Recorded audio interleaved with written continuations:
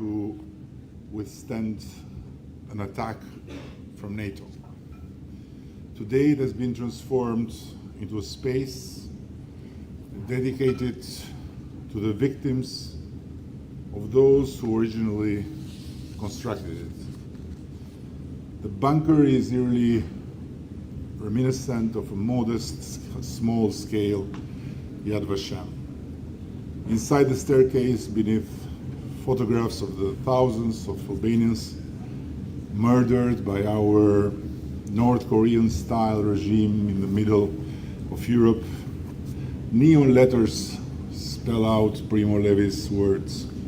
Those who forget their past are condemned to relive it. I bring it here not to make any impossible parallelism between the horrendous large-scale extermination of millions of Jews by the Nazi regime and the tragic deaths our communist regime inflicted to thousands of innocent people who were declared enemies of the people, but simply to say to all of you that we Albanians know both the unparalleled pain of the grave wounds of history and the unparalleled need to never forget their causes.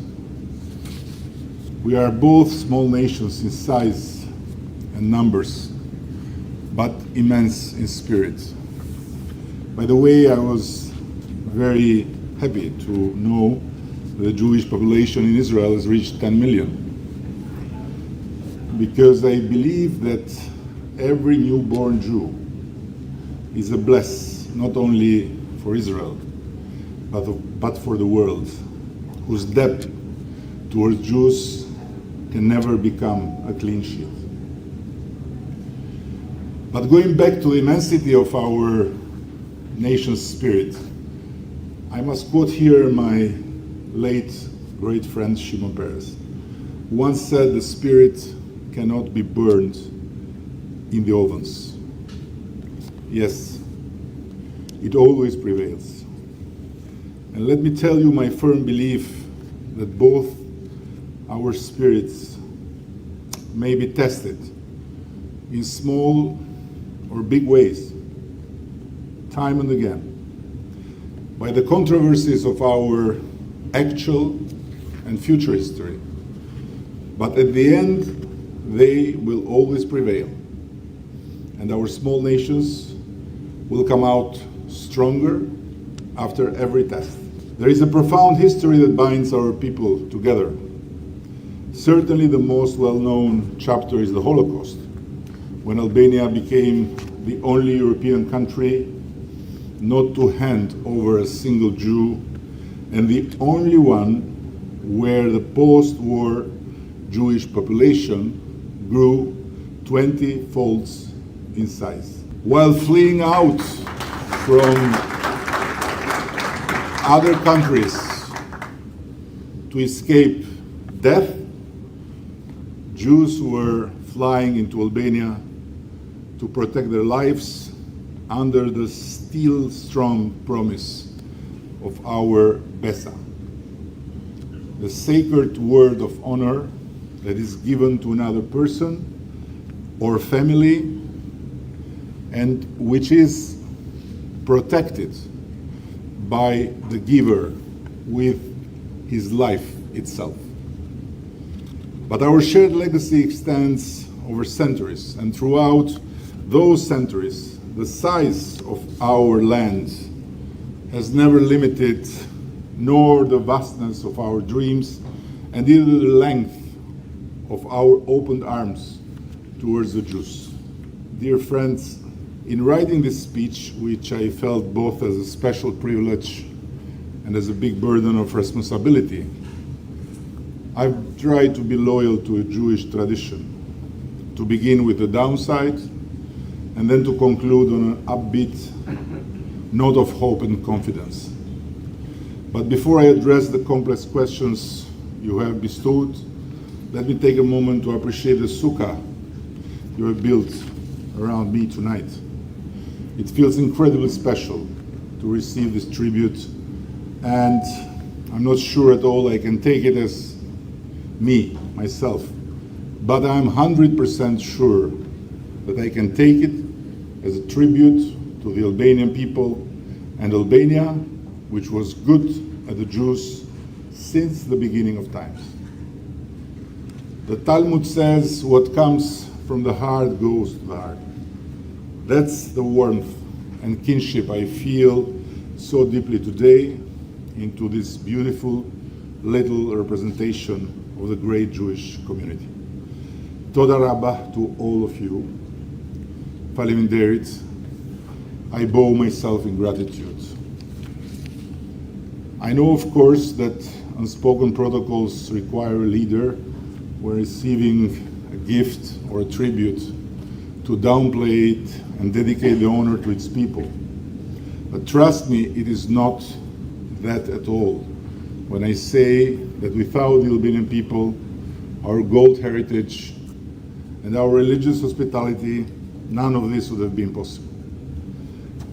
Nevertheless, I am not a traditional leader, or at least I hope to not have become one. So I must add in full sincerity that yes, I'm genuinely delighted, also in the personal level, to receive this tribute.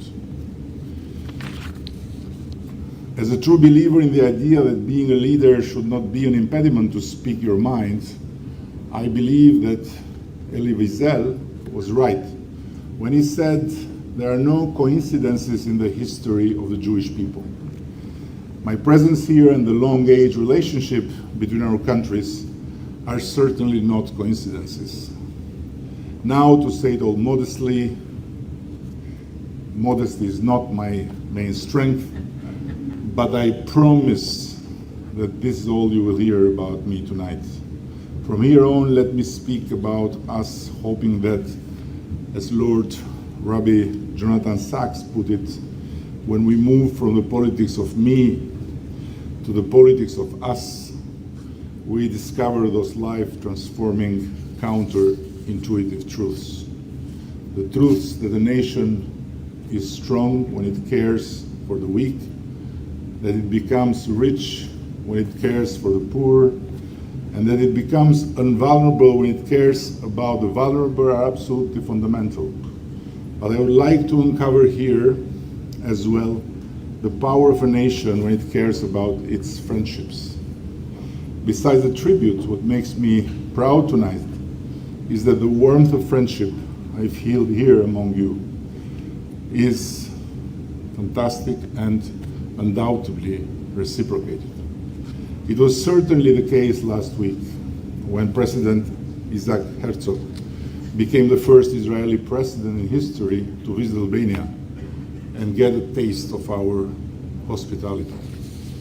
Too late for such a historical breakthrough, but right in time when one thinks about the historical context and of the struggle the Jewish nation and Jewish state is going through nowadays, fighting not only for his right to defend itself from a new vicious form of Nazism, but also for the world we live in to not fail and not fall for easy answers in front of an existential threat to the free and democratic space we have constructed all together after the nightmare of World War II.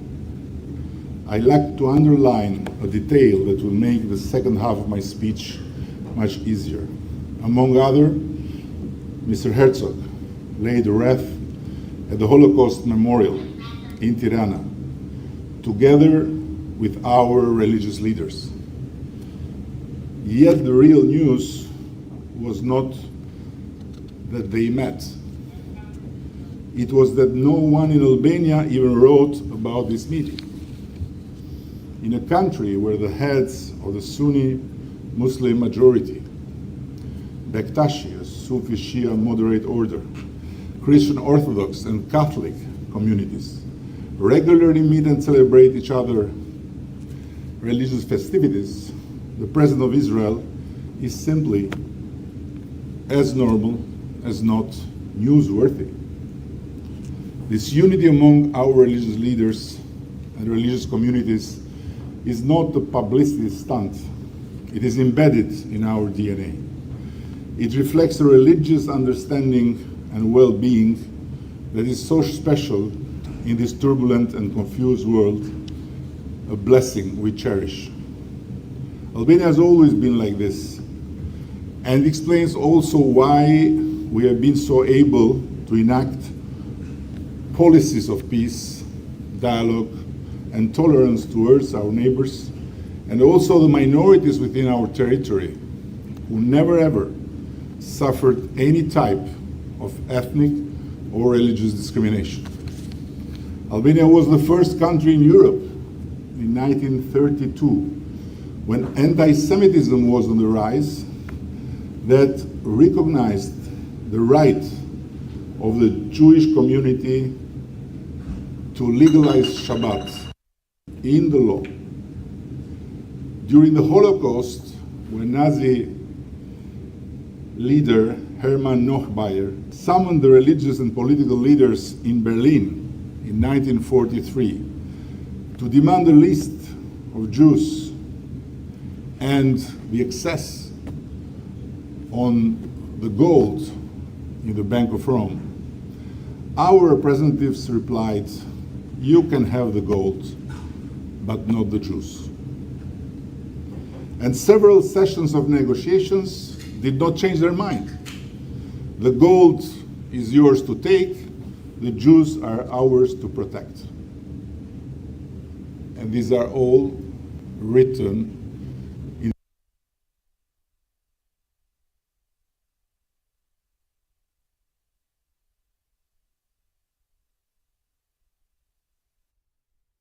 in the middle named Theo Kanter, who visited recently the Museum of Solomon in the ancient UNESCO's protected city of Berat. And he left a note. Here I was, a kippah-wearing Greek-Polish Jew from New York, in a centuries-old Byzantine church, in Europe's most Muslim, Islam's most secular, and perhaps the world's most tolerant country. And I felt safer walking there than back home.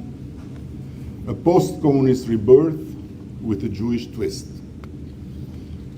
I've evoked history many times today, but what has driven my work in office and landed me here is exactly the exclusion of history from all the politics and policies of my government. When in 2014 I became the first Albanian Prime Minister to visit Belgrade, after 68 years, I was called all sorts of names, with traitor being among the nicest words, believe me. Albanians can be quite colorful when they want to curse you. My mom has passed away, but she will remember very well. Yet I will never waver in my conviction that for Albanians to grow and prosper as a proud nation, and for Albania to stand still as a role model small state, it is of essence to look and learn from the past with the eyes of the future, and never let the future to be imagined with the eyes of the past. Dear friends, I'm fully aware of the elephant in this room. It is not easy to have this meeting against the backdrop of the tremendous pain and suffering the mass murder attack of October the 7th has brought to the people of Israel, but also the tremendous pain and suffering the war in Gaza is bringing to far too many Palestinian innocents. I know it would be much easier to skip the elephant than to try and sort out from such a backdrop a truthful opinion that gives to Caesar what belongs to Caesar and gives to God what belongs to God, without hurting anyone's feelings. But let me start by quoting Rabbi Sachs once more. Terror fails, and will always fail because it arouses in us a profound instinct for life. And while we, the world, can be divided about the how to get out from this devastating war without witnessing daily the screams of pain of the innocent people of Gaza, it is simply a madness with potential devastating consequences for all of us to not be united in firmly defining terror as a very common enemy. Asking for proportionate answer to terror is asking not only for something unrealistic, but for coexisting with terror by recognizing terrorists as legitimate counterparts to be appeased and not as common enemies to be defeated. There is a history in the Holy Books. A lioness once took her little cub on a walk for instruction on the facts of leonine life. Said the mother, "We lions are kings of the animal world and can overpower any other creature. Even human beings are not secure, but they are at our mercy. You have never need to fear anyone." As they walked, they passed a monument showing Samson tearing up a lion. "But mother," said the shocked cub, "didn't you just tell me that we can overwhelm even humans and need never be afraid?" "Yes," she replied. "The monument proves it. Were this to occur commonly, they would not put up a monument. Terrorists do have their monuments. 9/11, October the 7th, but they should never have their victories over our common humanity. Yes, one can find plenty of reasons to criticize Israel in its war in Gaza, but no one who cherishes freedom and democracy should forget that Hamas represents the worst of the anti-democratic faces of this world. So what many who call Gaza an open-air prison have to be told is that the guardian of the prisoners within that prison is Hamas, is not Israel.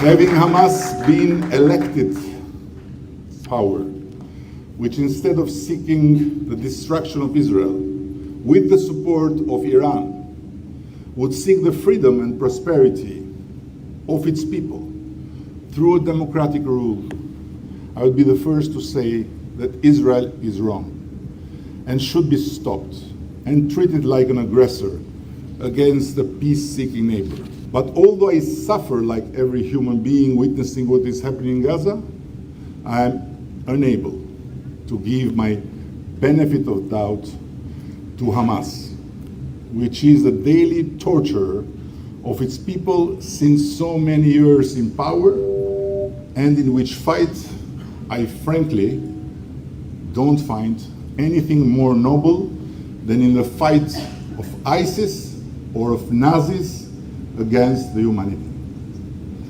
Unfortunately, no one has yet invented a method of overpowering violence in self-defense without force. And again, we are of course very aware that what is happening in the territories where the people of Israel and the people of Palestine live is something that must end as soon as possible. Albania has voted more than once in the United Nations for immediate ceasefire, but in the meantime, we have never doubted that the ceasefire that would not include the release of all hostages is anything but a boost for Hamas. We have also stood since long time, and we firmly stand for the two-state solution as the only path forward towards a long-standing peace. But for us, this means Hamas out of the picture and reliable political representation backed by all Arab states on the Palestinian side.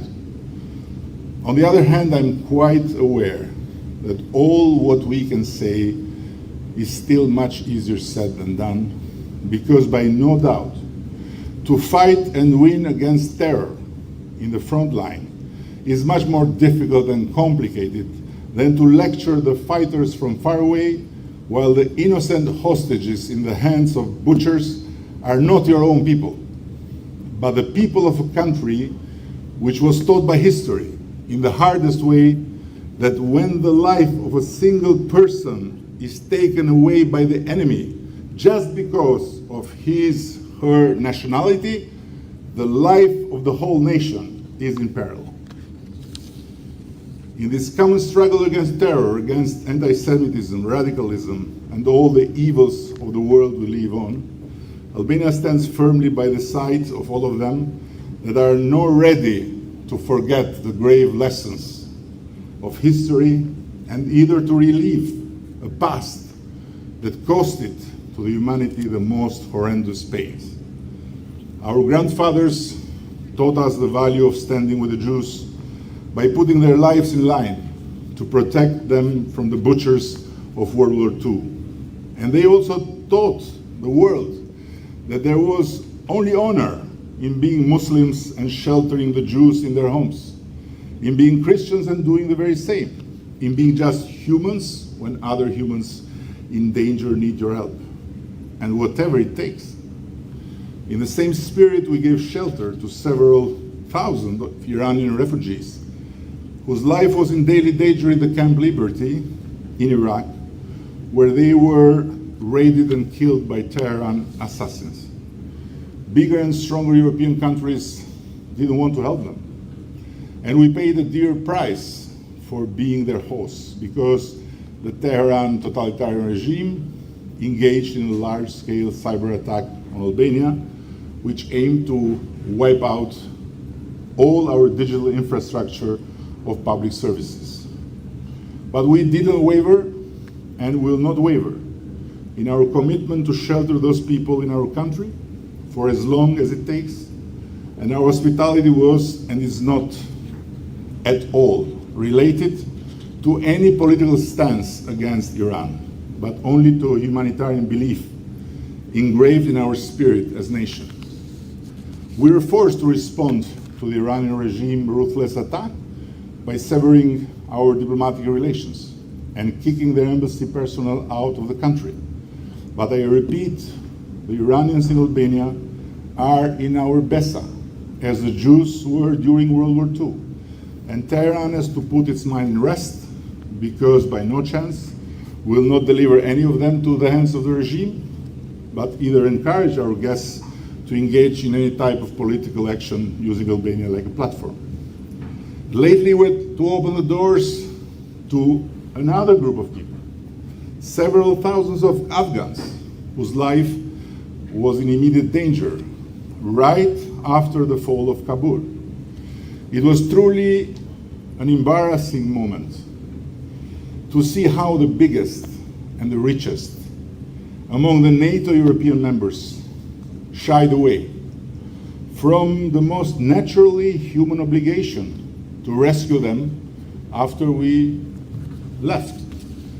They believed in the dream we sold them, with plenty of beautiful words: freedom, democracy, women's rights, free media, and so on. And they exposed themselves wholeheartedly by working with us for a democratic Afghanistan as free citizens, and also working for us as drivers, cleaners, translators, technicians. But suddenly we changed our mind and let their enemies take over, and our beautiful promises meant nothing anymore in the dark, terrifying loneliness of our friends. Well, it is not for Albania to say if we had to stay or leave. We are too small for the big decisions of our alliance. But our spirit is too big to not see at this Afghans' despair, our own despair, when we were under the rule of our red Talibans. So in cooperation with several humanitarian organizations in the United States and with the help of the State Department, we welcomed them, sheltered them, and gave them the chance to start a new life instead of being butchered or forgotten till death in the hellish prisons of the Taliban. And we are very proud to see that they are breathing freely here in US, in Canada, and in Albania too. My friends, Albania stands today in the world stage with pride after having passed from a dark past of a very ruthless dictatorship to a long journey of democratic transition, during which we suffered a lot, the prejudices of the outside world and the stigma of poor criminals. Our country's transformation from a thoroughly harsh but much needed justice reform and the blossoming of tourism to our level of security and our roles in the Security Council, at the OSCE chairmanship and the UN Human Rights Council speaks for itself. We have found our voice in the region, a voice that great powers listen and trust. But my concern is to ensure that this new position for Albania becomes irreversible. We want stronger friendships with all our natural friends. Our strategic allies are the United States and the European Union, which is the bless of our region that otherwise could forget about democratic state building and prosperity. We have strategic partnerships with Italy, Turkey, and Greece. These are our neighbors. You can imagine, it's not easy, but they are our friends. We want stronger and stronger ties with Israel. We want stronger partnerships with the Arab world and have strengthened a lot our partnerships with the United Arab Emirates, which is a very inspiring place with a visionary, peace-seeking, progressive leader that comes one in a lifetime. And as well with Saudi Arabia, whose reform drive and seek for progress under another visionary leader have brought us much closer than before. We do not want conflicts or nationalist grunts in the region. We aim to promote not just by words, but by our example only peace, regional cooperation, and always dialogue instead of muscle shows. A lesson my grandmother taught me rings always true to me when I think about foreign policy. Happy neighbor, happy home. I believe that if we remember that God is on our side and also on the other side, we stand a chance of realizing that under heaven's eye, we are all on the same side, the side of humanity. Writing that human greatness does not lie in wealth or power, but in character and goodness, and that all of us are born with a basic goodness, did not save Anna Frank. But as Simon Wiesenthal underlines, for evil to flourish, it only requires good men to do nothing. Rosh Hashanah, the Jewish New Year, a time for reflection, renewal, and new beginnings, is approaching fast. It is a reminder that even in the face of hardship and turmoil, there is always an opportunity to start anew. Rosh Hashanah teaches us that the past does not define our future. Instead, it urges us to embrace the promise of what lies ahead with hope and determination. Just as the shofar's call awakens the spirit within us, let this moment awaken our resolve to build a world where peace, tolerance, and understanding are not mere aspiration, but realities we actively create.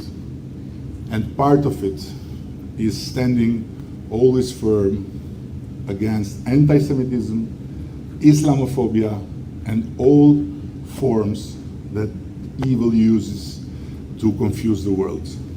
Once more, thank you. And by the way, thank you for being the highlight of this otherwise grim trip to the UN General Assembly.